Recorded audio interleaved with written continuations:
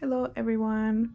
I wanted to share with you guys a video sharing some of the crystals that I work with the most.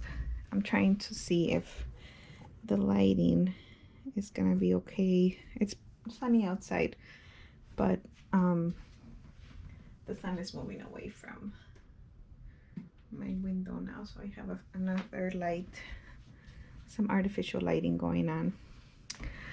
So I chose some of the crystals that I tend to work with the most, and I brought out different types of the same crystal if I have like multiple different kinds. And these are, like I said, the ones that I tend to work with the most or feel more attracted to. They're also really good for people who are beginning to work with crystals. So I have some pretty basic ones. Maybe I can start with these two. This is black tourmaline. I might mispronounce the names because I don't know how to pronounce all the names. So black tourmaline and clear quartz are two crystals that I use a lot, especially when I'm doing readings for others. And black tourmaline is a grounding and protective stone, and clear quartz is a crystal that can help you connect with your guides, angels, connect with your higher self, and helps you clear also your energy. And the reason why I like these two is because for me they also have this the balance of light and dark when I'm doing readings. And yesterday I was watching a video about mediumship, and they were talking about how you can use crystals to create a portal. And I remember how I usually place these two in my readings. Sometimes I place them together, but sometimes I'll place them like opposite of each other, so they in a way they are creating an energetic threshold for me when I'm doing my readings. So clear quartz is a crystal that when I started working with crystals, I wasn't super drawn to it. And I know I have a few different points and tumbled stones. But at least at first I wasn't super interested in clear quartz. There was a time when I was more interested in it, and it's a great crystal that you can use to substitute other crystals. Like if you don't have any crystals but you can get your hands on a clear quartz, that's all you need in my experience. So these two are basic and good crystals to start off with, and like I said, I use them for my readings, for protection, and for helping me clear my energy. Let's see, I'll go this way here in the crystals that I have laid out. These ones are different kinds of obsidian, and obsidian is another of my favorite stones to work with. A lot of obsidian comes from Mexico. I think obsidian is also found in other places, but that connection with it being from Mexico is something that makes it's a connection that I feel I have with obsidian. So this is a rough piece. This one has some of the mahogany obsidian, and I think this is some kind of iron impurity that is found within the glass. So this one is just a piece that sits in my closet, and if I feel like I need additional grounding or protection, I will bring it out. And I have another pair, so there's like two of them, and I don't have them here with me, but I have two obsidian statues of the sun and the moon. My parents bought them in Teotihuacan when they went to Mexico, and they gifted them to me. This one is another obsidian palm stone or worry stone. This one is snowflake obsidian, and then this one is the mahogany obsidian. So these are iron inclusions. And if you read online, you will see that sometimes they have different properties that are associated to them. Like these two are kind of like softer than this one. I feel like because they're all obsidian, there is something about the color that changes the energy of the crystal, but I wouldn't say that they're very different from like a just black obsidian. Interestingly, a few years ago I got a tumbled stone in a giveaway, and they listed it as lilac obsidian, and I feel like I've seen other obsidians that are not dark in color. I'm not sure if they're real, or if it's just a name that sellers are using to sell more obsidian. But I really like obsidian. It has a very grounding and protective energy. I took a class maybe like last year, where I learned that you're supposed to cover your obsidian pieces when you're sleeping, so you're not supposed to leave them out in the open, because they can act as like portals for entities to try to communicate. So after I learned that, I put all my obsidian pieces away, even the two statues that I mentioned. But recently I brought the statues out because they're in my ancestral altar space, so I don't cover them.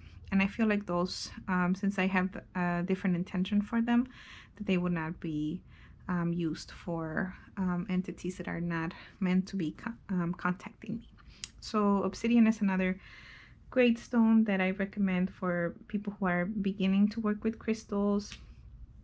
And it's one of the ones that I love. I have an obsidian scrying mirror. I have an obsidian necklace. Obsidian is used a lot in curanderismo, and that's also something that I hope to learn more about in the future, but it's one of my go-to crystals.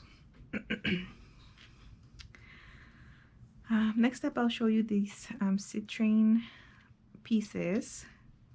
So when I first started working with crystals, I thought the citrine was the really bright yellowish ones that are usually, they end up being heat treated amethyst.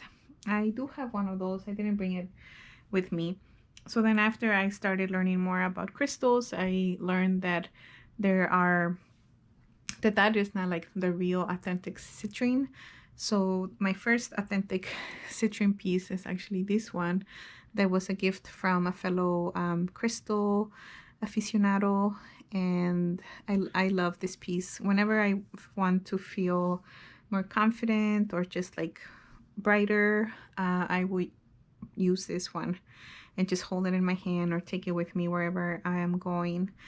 So it has a very like uplifting energy, in my opinion, in my experience. Then a few years ago I bought this citrine point. I don't remember where it's from, somewhere in Africa. I just don't remember the name of the country. And I really, when I first saw this one listed by one of my friends who sells crystals, I know that I really wanted to get this one. It has this look, in my opinion, like a spaceship. I don't know if you agree, or at least the spaceships as we have seen them on TV. So this one is also one of my cherished pieces. And then more recently, I purchased this citrine sphere from another friend who sells crystals, and if you shine a light on it, it has like a star. And actually I saw that the lights will reflect off of it. So I have like 3 lights that were shining off of it, so it looked like it had 4 stars coming out. Yeah, so citrine is also one of my one of the crystals that I tend to reach for a lot, especially if I have like meetings or things that maybe make me feel a little uncomfortable. I will bring a piece of citrine to help me with feeling more confident. I associate it with the solar plexus chakra, which is the chakra that deals with your confidence and your sense of power. And I also use it if I'm feeling kind of down and I want like I want my mood to be lifted up. I will usually reach out to Citrine because it has that really bright sunny energy. So even on cloudy days sometimes, if I feel like I need that sun energy, I will reach out to Citrine for Citrine. And I skipped over a few. This is Selenite. This was one of the first pieces of one of the first crystals that I bought actually when I went to the shop, and I just love the feeling of holding on to selenite. It feels like it's washing away all the things that don't need to be in me. So I think the shape of this one is called the generator, if I'm correct. It's really old. It's probably more than 5 years old. I mean, I'm sure the crystals are like hundreds, maybe billions of years old, but this one's been with me for at least 5 years. And I have a few other pieces of selenite. I have a big wand that I use for clearing. I'll show those in a different video. And I also, sometimes I mentioned this combination that I like to use. Sometimes if I feel like clear quartz will be too high energy, I will reach for selenite and black tourmaline. So that's another combination that I have used in the past for protection and grounding. And I brought way too many pieces of amethyst here, and there's different kinds of amethyst, I guess. There's this one that's like chevron amethyst, and there's like amethyst points, amethyst tumblestones, amethyst clusters. This one is called seer stone. It's one of my favorites, and I believe I won it in a giveaway, an amethyst giveaway, with this one as well. And so the seer stones, or sometimes I've heard them called Emma eggs as well. There's I also have a rose quartz one, so they have this like sea glass kind of look, and then they have a side that is like a mirror, and you can kind of use it for crystal gazing. So my goal when I first got this one, and then the rose quartz one, was to purchase a smoky quartz and then a clear quartz seer stone so that I could have a set. I haven't gotten a set yet, but this one is one of my favorites. And amethyst for me is a crystal that's really good for intuition, because it has that color associated with the third eye chakra. This one, I think it's also a chevron amethyst. So the chevron amethyst has this like a arrow / triangular banded look to them, and I'm not sure what the other elements are. Maybe some kind of quartz in there. So even though I have a lot of different amethyst pieces, I don't always reach for them, because I'm not always being super intentional with like my psychic development. A lot of times I'm more worried about feeling happy, feeling confident, feeling protected. So maybe the reason why I have so many amethyst pieces is because I am supposed to work more with my third eye chakra, strengthen it and strengthen my intuition. So I also have this crystal skull here made of chevron amethyst, and I think I got this one as a gift with an order. I really love this piece. Whenever I get a rough or natural crystal that has some of the stone where it grows attached to it, I think that makes the crystal really special for me, at least. And this one is so interesting because it's a lot of different amethyst points, and then it has this like juicy, I don't know if you can see it, It has a juicy top. There's just so much going on in this one piece that it's one of my favorite pieces. All right. Next up, another good stone to start with is Smoky Quartz. And I have this small tumble stone that feels really nice to hold. I went through a phase where I was really into Smoky Quartz and buying all the Smoky Quartz. Now maybe I'll do a different video about my journey with crystals and stones. Now I'm not in such a frenzy to buy stones. I have a lot of them, so that's one thing that keeps me from buying more. But also, I just don't have that feeling like I must acquire the stone. I feel like the stone, if whatever stone I'm interested in, will come to me whenever it's my time to work with them.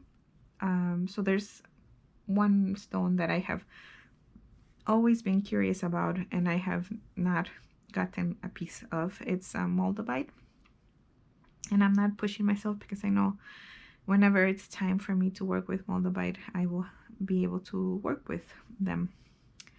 So Smoky Quartz is also really good for grounding and protection. It has a softer energy than obsidian. So while obsidian will be like a super fast and deep grounding, Smoky Quartz is more of a slower grounding and a softer grounding and protection.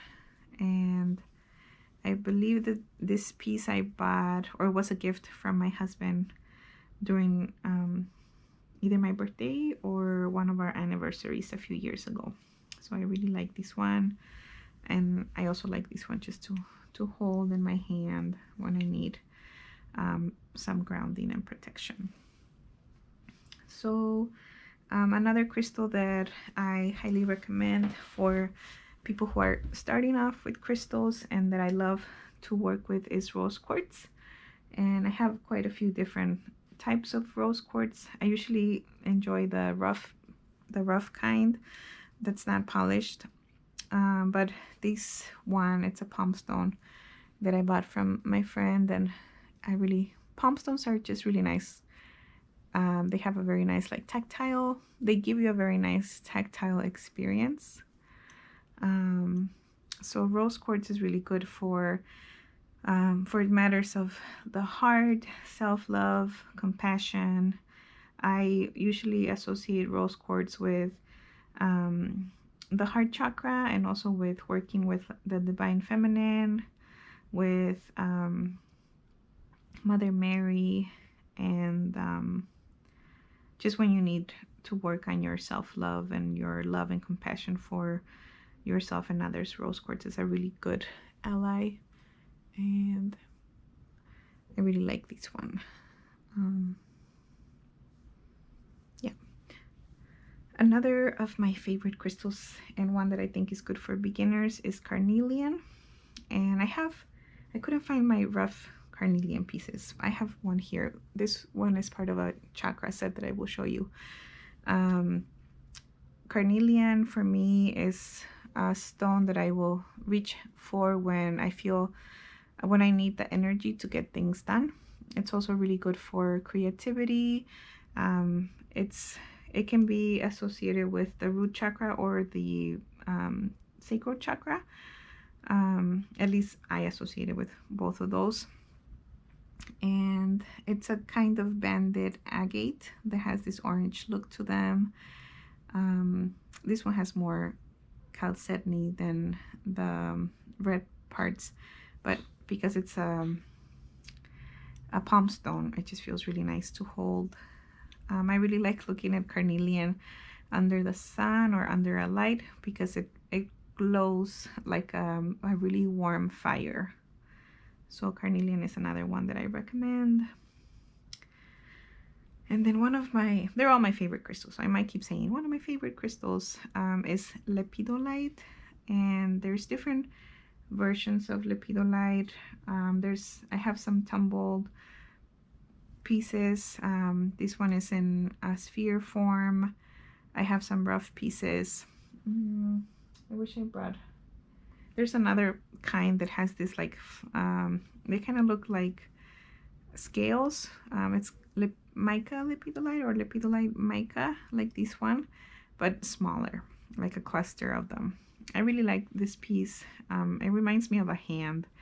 And for me, Lapidolite is a really soothing stone that helps me deal with stress and anxiety. I remember learning that one of the elements in Lapidolite is lithium, which I know is also an ingredient in like depressive medication. So maybe there's something there with like the energy of the elements. I had not noticed that there's like some quartz growing here. I don't remember seeing that before, but yeah, I think it's just so pretty too. It has this like purple metal look to it. So Lapidolite is another one that I recommend for people who are new to working with crystals. And then finally, I wanted to show you a chakra set that I made for myself with different crystals. And you can make your own chakra set. You can go online and figure out the different crystals associated with the chakras, or you could also go by the color of the crystals and then associate it with the chakras that way. So I have, let me see if I'm in the frame here. I have this piece of carnelian that I have been using for the root chakra. Then I have this little piece of rough topaz that I got from a friend. I think she self-collected it somewhere in Virginia, if I remember correctly. So I skipped one. Actually, the one that I have been using for the sacral chakra is this fire agate.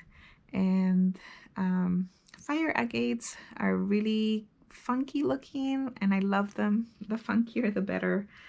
When they're tumbled, they're really nice. They have a little bit of like a banded look to them. This one is a rough piece that I love, and I can just imagine, usually people find these down in the desert, so I imagine that they were formed by the hot sand and the sun heating up the chalcedony in such a way that it starts to look all like melted. I wish I brought, let me see if I have it here.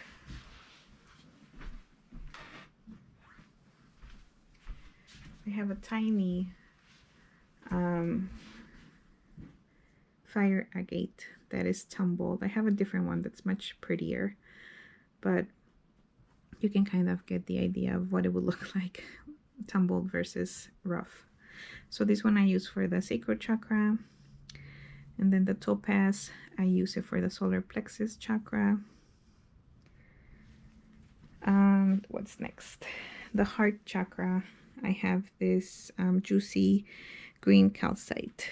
I'll do a video on calcite because it's such an interesting stone. There's so many different ways that it can look.